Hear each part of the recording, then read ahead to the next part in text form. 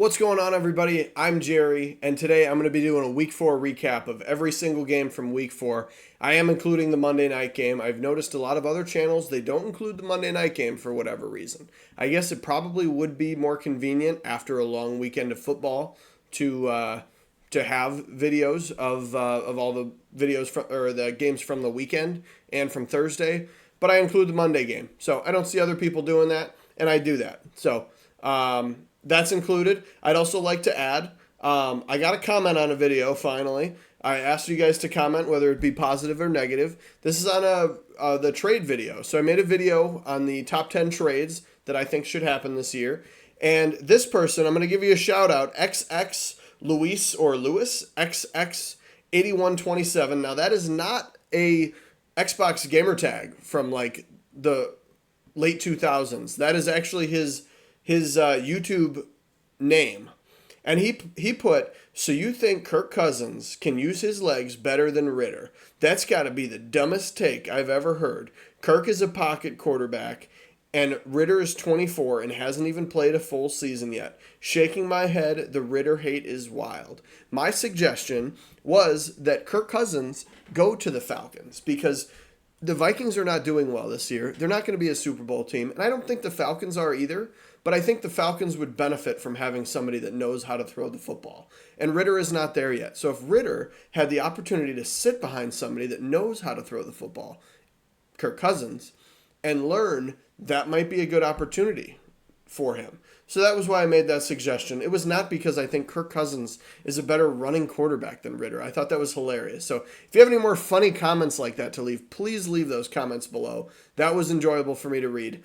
I also put Justin Fields should go over there. And I think that would be a more immediate fix. Not that he's like a much more amazing passer than Ritter, but I think that would be an immediate upgrade. And Justin Fields and Bijan Robinson in the backfield would be nuts. So if you want to see more about that, go check out the trades video. There's a lot of good information and interesting thoughts. Some of the trades I had not seen anywhere before. So I guess I'm the only one that has those thoughts. Maybe I'll see those come up later. I'm the first to think of some of those trades. But go check them out.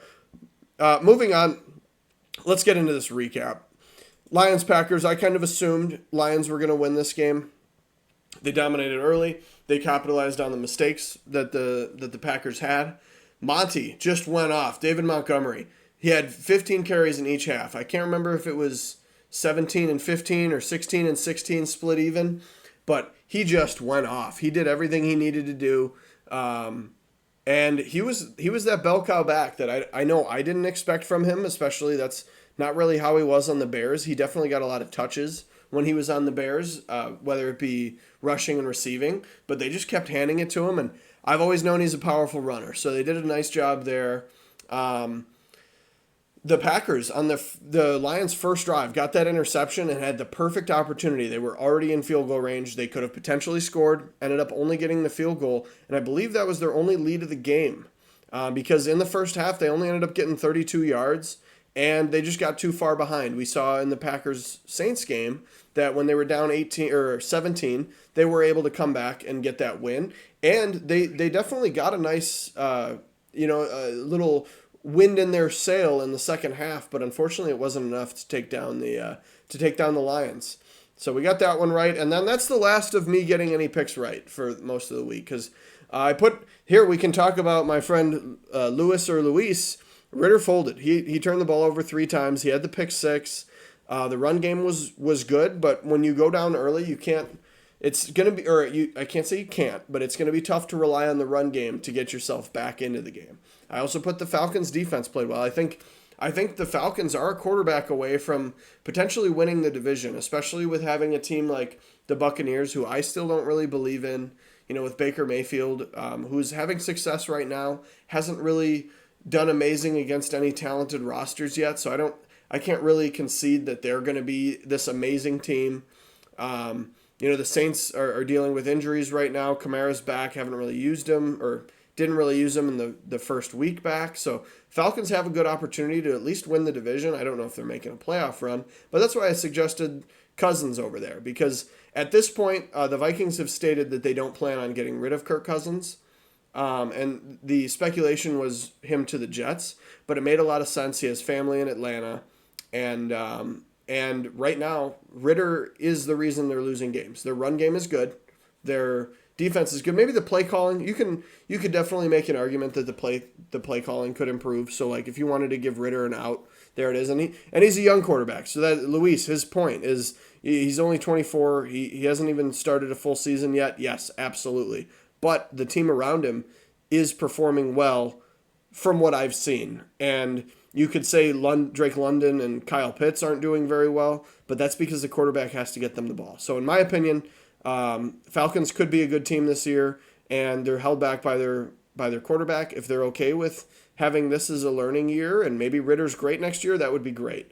I put solid offense, defense won the game, poor run game, because really that's all their offense was solid from the Jaguars. Is Trevor Lawrence didn't blow anybody away. Travis Etienne really is not running the ball well, and I think against a team where you have a more competent quarterback and you have a little bit more well-rounded offense where you're not relying on the run to drive down the field, I think Jaguars could have lost this game, and obviously it was kind of a bit of a domination, 23-7, not necessarily close, but I think against a team with a more talented quarterback, it definitely would have been close or even a loss. So that's why I put that, but we got that pick wrong. Next up, we have the Rams and the Colts. I thought the Rams would win, and they barely did in overtime. I put Kyren Williams because Kyren Williams went off. I think he averaged almost 5 yards a carry, had a bunch of carries, and kind of led that offense. Matt Stafford's kind of been a gunslinger all his career, and he showed that this game where he's just kind of hucking it up to people, and Puka Nacua has been electric, and so that's why I put that in there. Is he is by far the best rookie, aside from, if you want to say, probably Stroud. I was saying more like exceeding expectations. Nobody expected Puka Nacua to just be a dominant wide receiver. And although C.J. Stroud has been a phenomenal quarterback starting off his career, breaking records, getting close to records, which we'll see later. Puka Nacua has probably been like, for expectations, he's probably been the best rookie so far this year. And then I put they almost blew it because they almost did. Colts made a nice comeback. I put AR equals Justin Fields mainly because of the not being able to take care of the ball. I think this is a Colts win if he just takes care of the ball. The fumbles, I think there was a bad interception too. I put them not missing JT because Zach Moss, I think we'll see later, he led the week in carries. So he did a good job, and he's filling in well. And I think, even though Jonathan Taylor is back practicing this week, I think you might be better off at least this week still going in with Zach Moss. If you want to file in Jonathan Taylor for a run or two, I could see that. But I would just keep Zach Moss in and feather Jonathan Taylor in as needed. I also put the front seven slacked because they weren't able to contain Kyren Williams or get any pressure, which I think would have helped against Matt Stafford and against him targeting Puka Nacua. I feel like their offensive game plan is fairly simple, kind of like it has been, except Puka Nacua is just filling in that Cooper Kupp role. So very winnable game for the Colts. End up not getting the W, but I think they could have. Dolphins Bills. I was very surprised. I thought this was going to be a shootout. I underestimated how good the Bills defense was. I put the Dolphins made too many mistakes. Just careless mistakes. I put in there penalties, turnovers. I want to say they had 11 penalties or something. I think it was around 10, if not over 10. Their defense finally got tested because their defense had been playing well this year, but they had always shined. But I also don't think they had played against the best talent. Going up against, honestly, it was really just Josh Allen to Stephon Diggs. Diggs just absolutely dominated. I didn't put any notes in there about that. But I did put for the Bills that they were able to contain Jalen Waddle and Tyreek Hill. They didn't really have a great game. Devon Achane, how you pronounce his name, he actually had a good week still. I think he only had like 8 carries, but he eclipsed 100 yards. And he did well, but it just wasn't well enough. They got after Tua. I think Tua got sacked like 3 or 4 times. And then they contained the wide receivers, and that was really all they needed to do. Josh Allen was just continuing to score on offense, and they didn't really have an answer for him. And that's where you get a 48-20. Another wrong answer for me. Moving on. Ravens Browns. I expected the Browns to win. I made that pick when Deshaun Watson was still starting, and I think that was very relevant in that game. Like Dorian Thompson-Robinson, DTR, looked very good in preseason, and it was like, wow, maybe he could start. This was kind of a wake-up call that, like, just because somebody does good in preseason doesn't mean that they're going to be a star quarterback by any means, and he really didn't look good. Couldn't get Amari Cooper involved. You only have Jerome Ford in the backfield, which I'm sure doesn't help. I'll get into my notes here. Ravens need an RB1. In my trade video, you'll see a couple different running backs they should target, in my opinion, because sure, they won 28-3, but if you want to talk about the negatives, Lamar Jackson is currently RB1 on that team, and that I just don't think is going to be. I don't think it's going to be sustainable. Defense capitalized on the mistakes that the Browns made, and I put they had it easy because the Ravens defense really didn't have to do that great, and therefore it made it. The offense was just kind of in shambles for the Browns, and I put the defense was screwed because they didn't really ever get an opportunity. They were just on the field a lot of the game and bad field position, so it was very difficult. I put they missed Deshaun Watson because last week, going up against the Titans, they were able to run the ball very successfully, and they weren't able to do that. So would have helped to be able to run the ball, set up the pass. Or I'm sorry, last week they did not run the ball well. They passed the ball very well. I don't know why I just said that. They passed the ball very well, and that was because of Deshaun Watson. Would have been beneficial this week. Weren't able to do it. Another pick wrong. Ravens win 28-3. Bengals Titans again. I picked the Bengals because I just keep thinking that they're going to have a bounce back week, and that doesn't seem to be the case at this point. I put Burrow shouldn't play because it's notable that he's injured. He just kind of has to stand in the pocket. The defense he's going up against, in this case the Titans, knows that he's not very mobile, and even although he is pretty good at navigating the pocket, just staying around the pocket and not even scrambling, he's not able to move around like he's supposed to. And I don't think it's that he shouldn't play because he's not good. It's just you can tell that it's a weakness, and all the defense has to do is attack that weakness. And the other part, of course, they went down early, so that makes it difficult, but I think I've put it in every video every week that the Bengals are not running the ball well. And you've got Joe Mixon, who has been a good running back. I say it every week. I feel like I'm a broken record at this point, but I don't think he's gotten more than 14 carries, and there's some weeks where he's been under 10, and you're just not utilizing a talent when the pass game isn't working. That's what you got to do. Weren't able to stop the run game. I put King Henry. I put quarterbacks good again. Tannehill it's very dependent on how the game goes. So like if the Titans go up early, Tannehill I think can play a good game. He can play. He's a game manager. He can play well enough to win. But if he goes down, he's gonna throw a bunch of ducks, and it's not going to be a good game. Derrick Henry had like 100 and almost. I think we'll see it later, but like 130 yards, a passing touchdown. He was just doing it all. I put good pressure too. As I was talking about earlier, the Titans were able to get 9 quarterback hits on Burrow, and they know that he's pretty much stationary. So good game plan by the Titans. End up getting the dub, and Burrow shouldn't play is a bit of a hot take. I don't necessarily say he shouldn't play, but I think it's easy to game plan against him considering the situation. Might have better luck putting somebody else in and just giving Burrow time to heal up. Moving on, Commanders, Eagles. I thought this was going to be an Eagles blowout. As I put, Commanders fought to the end. Their run game stunk, though. Brian Robinson really wasn't able to get going. Antonio Gibson still seems to just be a receiving back, which might be fine if the rest of the run game was going. And I did put they exceeded the expectations because at the end of the day, they did play well for playing what's regarded as one of the best teams in the league. So can't really complain there.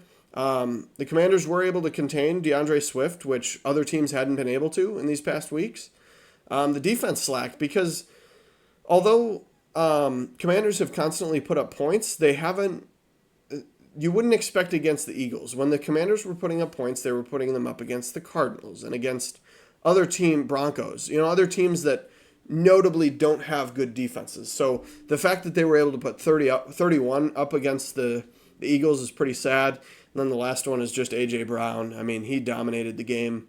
Jalen Hurts, all he really had to do was throw it to him. And it's funny, ever since they had that talk on the sideline where A.J. Brown was very noticeably pissed at Jalen Hurts, he's gotten a lot more targets, he's gotten a lot more catches, he's gotten a lot more yards, and he's gotten a lot more touchdowns. So A.J. Brown continues to be dominant.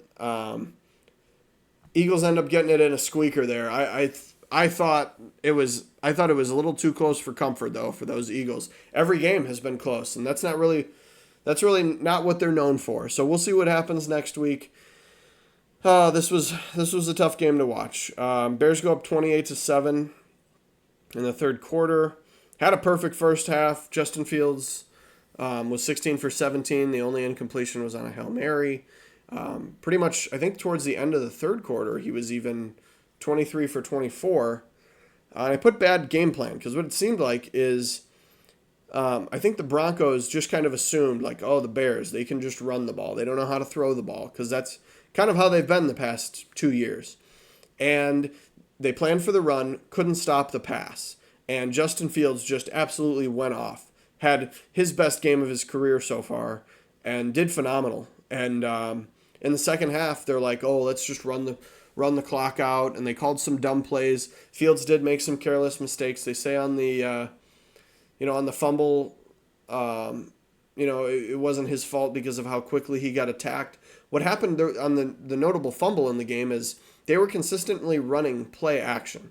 So what the Broncos did is they just said, hey, we're going to put a guy, no matter what, even if it looks like it's a run, attack Fields. And they did that. So right when Fields turned around for the play action boot, he literally turned his head for the boot, and there's a defender right there who was able to hit him as he was throwing it. Ends up being a fumble 6. And I put the coaches maybe fired because you don't lose 28-7, late in the third quarter and just be okay with it. I mean, they were in position to win that game if they just took care of the ball. Obviously, Fields was the one that fumbled the ball and that threw the interception on the final drive. Play calling was not good. So that's where that comes from. There's been a lot of speculation I live in the Chicagoland area that, pretty much all the fans want all the coaches fired. Alan Williams resigned already. Eberflus, everybody wants him out. Luke Getsy, they don't like the way he calls plays. So, excuse me. We'll see how that happens here. I put for the Broncos, defense was horrible. They really were. I mean, Justin Fields, who has not been a good quarterback so far, literally had a perfect game in the first half. And then they capitalized on the mistakes, one being the fumble 6. And then they had the perfect second half. And that was just, it was a perfect second half. And the Bears had an opportunity to kick a field goal, take the lead. Broncos would have had an opportunity to drive down and score, which they had scored on the past couple drives. So I could see why you wouldn't do that.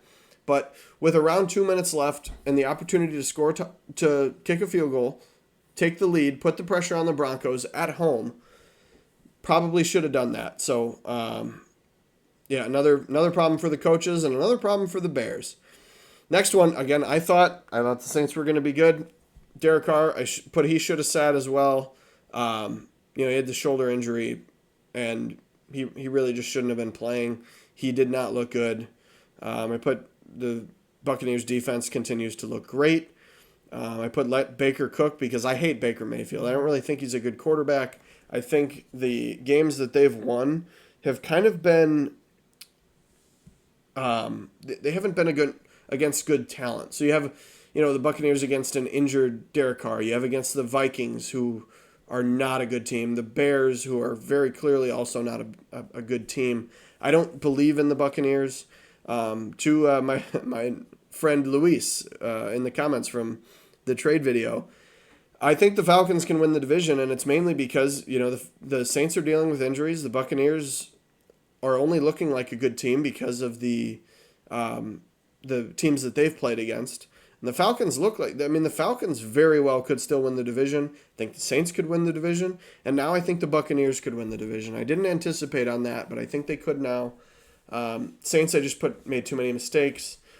Offense really just stunk. You can't just put up 9 points. Kamara's first game back. Got to do better than that. I don't really know what else to say. Yeah, Buccaneers dominated, and I was wrong. Vikings-Panthers, I didn't anticipate on this one being as close as it was either. 21-13. I put a lucky win. That seems to be the Vikings' MO. Last year and this year when they win, it seemed to be lucky. But it was a normal Vikings game because, they throw the 99-yard pick six to start the game. And then they're playing from behind the whole game. And then they get the fumble six. And then all of a sudden, Kirk Cousins drives down the field again, gets the touchdown to Jefferson. And that's why I put the Panthers blew it because Bryce Young, that fumble six literally changed the game. It literally went from, oh my God, Panthers are going to win this game to, oh, now the Vikings have the momentum. Vikings end up taking the win. If you look at the stats, if you look at the gameplay, other than the fumble six, the Panthers played significantly better. Kirk Cousins had like 130 passing yards. They didn't run the ball very well. So that's why I put Kirk and Harrison Smith there. Harrison Smith had 3 sacks and 2 or 3 tackles for a loss, led the team in tackles, just had a career game. And it didn't even, it did matter because that's part of the reason they got the win. But Kirk played his worst game of the season. Like he passed for a third of the yards that he's thrown for in other games. And this is their first win of the season. So I don't really know what this means for the Vikings because Kirk Cousins just played his worst game of the year and the Vikings got the win. So it's tough to tell. Vikings take the W. Panthers go down again. Panthers and Bears are tied for last, and Bears have both picks because of that. Steelers and Texans. I kind of picked the Steelers for the same reason I picked the Bengals. I just thought, Mike Tomlin doesn't have losing seasons. They're going to have 1 week to pick it up. That week has got to be against the Texans. And I threw in there turbo time because Kenny Pickett's injured. We're going to get an opportunity to see Mitch Trubisky again. I still think Mitch Trubisky is an okay quarterback. I by no means think that he's a great quarterback. I think he could start in the league. I think there's a couple quarterbacks starting now that he would probably be better than. So that's why I have that there. But that's their passing game was horrible, and Najee Harris hasn't been great. Jalen Warren's trying to take over his his spot. And I put the defense got torched because C.J. Stroud was just slinging it. Nico Collins got almost 150 yards, 2 touchdowns. I put Stroud as better than Mahomes because everybody loves to talk about how strong the start of Mahomes' career is, and it doesn't even come close to how Stroud's career is starting because he started from week 1, still hasn't thrown an interception. I think he's top 5 in yards. If not, he's like right outside of it. And the defense played really well against a struggling offense. Better than Mahomes is really just a huge hot take. C.J. Stroud is not better than Patrick Mahomes, but because people like to talk about how good Mahomes did in the beginning of his career, if we just want to be honest with ourselves, so far Stroud has technically done better. Doesn't mean he's going to be better, but he has played phenomenal and is looking like he should have been the first pick in the draft, especially with who he's playing around. They got only 2 of their starting offensive line, 3 of them are backups. And, your star receivers are Nico Collins, who some people probably haven't heard of before, and Tank Dell, who's a rookie as well. And it's wild that that's working out the way it is. You have the defensive-minded head coach in DeMeco Ryans, which I love that means the defense can play well. It kind of turns into a Belichick-Brady situation where, Belichick was not this genius offensive mind, but he ran a good defense to where as long as the quarterback does well, you can win games. And that's kind of what's happening in the Texans. Again, not that DeMeco Ryans is Bill Belichick or CJ Stroud is Tom Brady, but I'm just to compare the situation. The defense has been playing well for the Texans and been at least part of the reason they've gotten wins. And then Stroud has done very well at quarterback, so you can't ignore that. Texans take the win. I'll probably be picking them more moving forward. This game, I definitely expected Chargers to win. Put Aidan O'Connell Lean's time just because it didn't look like he was prepared at all to play that game. It's unfortunate. Jimmy Garoppolo commonly gets injured, so I don't know why he wasn't more ready to play. I put the Josh Jacobs show because after, once we kind of saw what O'Connell was, they kind of just had to run it to him and throw little dump passes to him. Josh Jacobs led in receptions and then ran the ball fairly well. Looking at the stats and, just watching the game with how Aiden O'Connell was playing, it's honestly a surprise to say that they only lost by a touchdown because that Raiders team looked like an absolute shit show. It looked like they had no idea what was going on. I put the Khalil Mack sack attack because he got 6 sacks, 5 TFLs, 5 quarterback hits. I think he led in tackling. He had like 10 tackles too. He just went off. And they had one stat that I saw. It was literally for sacks. They just put team because the entire line just folded in and then the entire Chargers team sacked him at once. So, I mean, with the way they were getting at the quarterback, it shouldn't have been a 7-point game. I put they almost blew it because Aiden O'Connell had an opportunity to win the game. And it's tough to expect him to do that first game starting, as a quarterback in the NFL. And so, tough game. Chargers end up taking the W. I thought it was going to be more of a blowout. That was not the case. Next up, we have Cardinals, 49ers. I'm going to be real quick with this one because Cardinals continue to fight.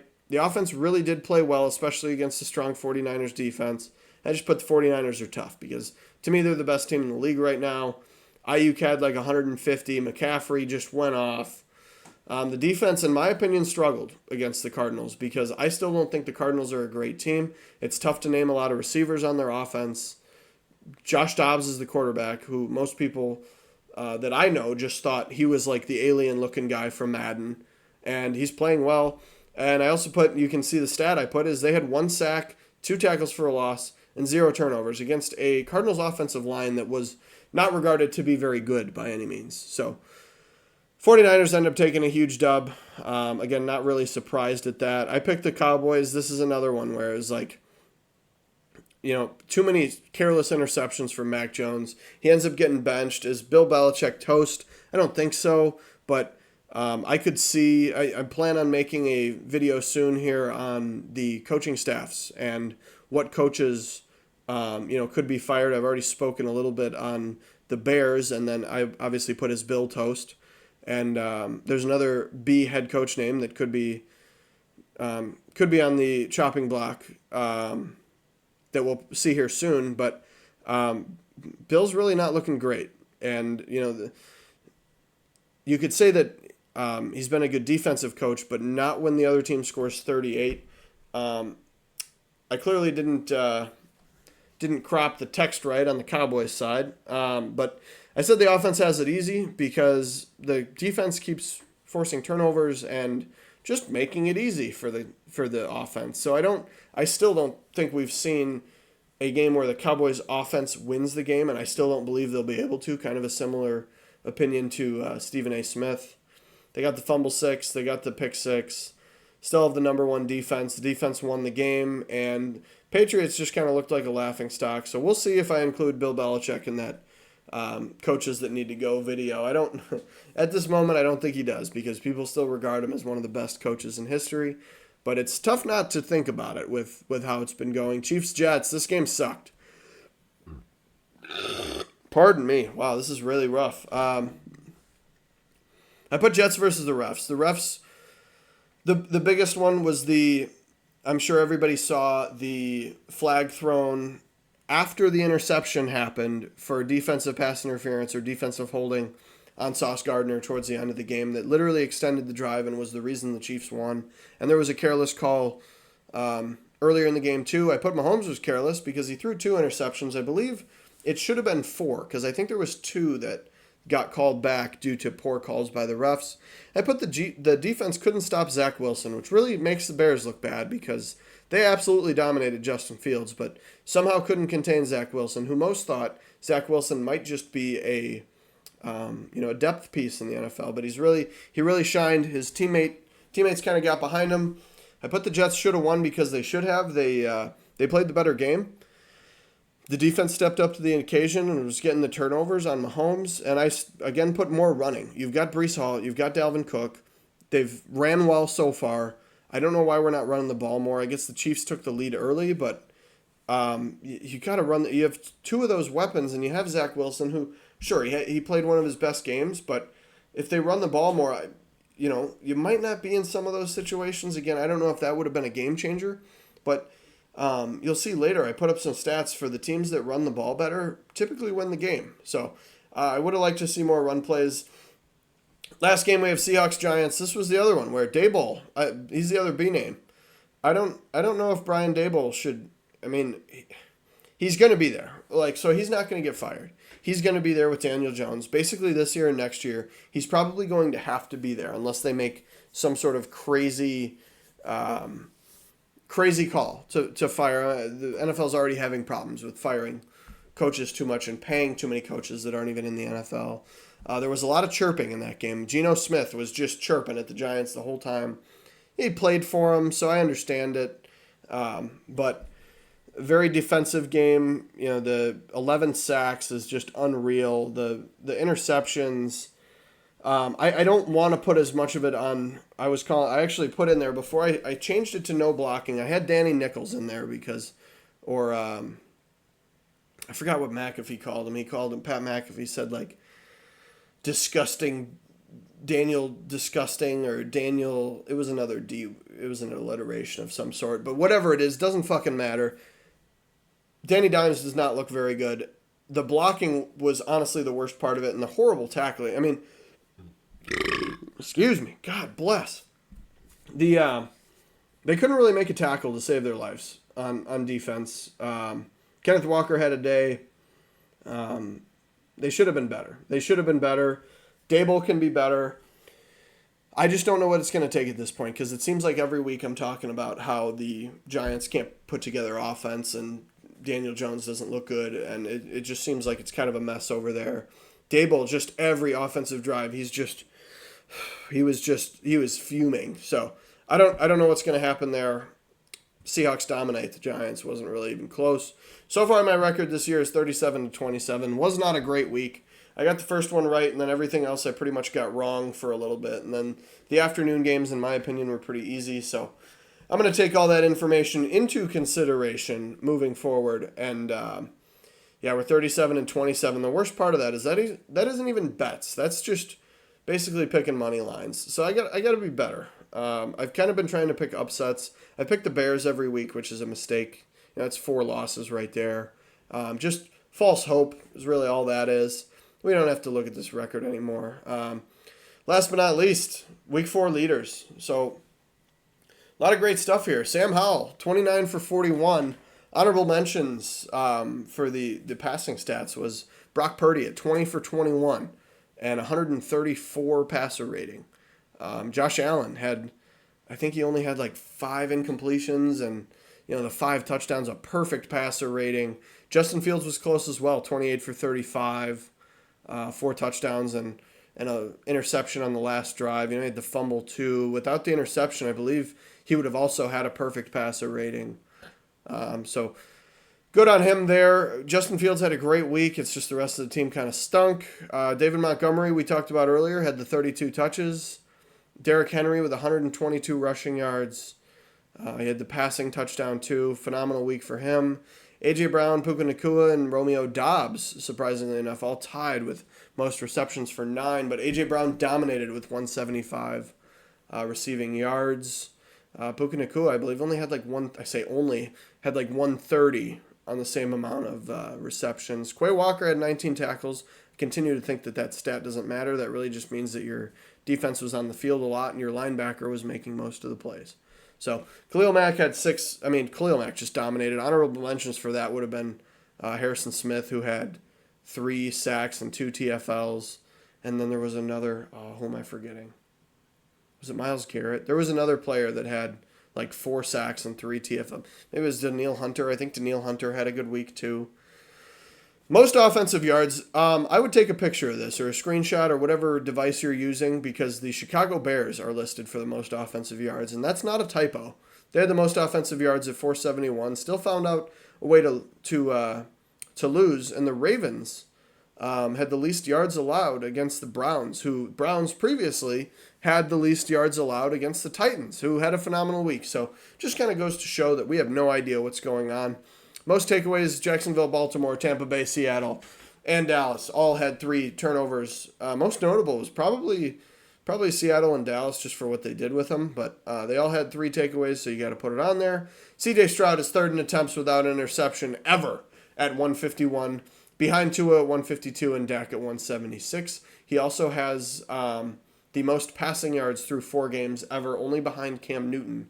He has 1,212. Cam Newton had 1,376, I want to say. So he's very close. I'm sure everybody saw this stat. Zach Wilson's the only quarterback to ever beat Mahomes in every stat. So that was completions percentage, touchdowns, less interceptions, yards, and QBR, I think, just goes in with that.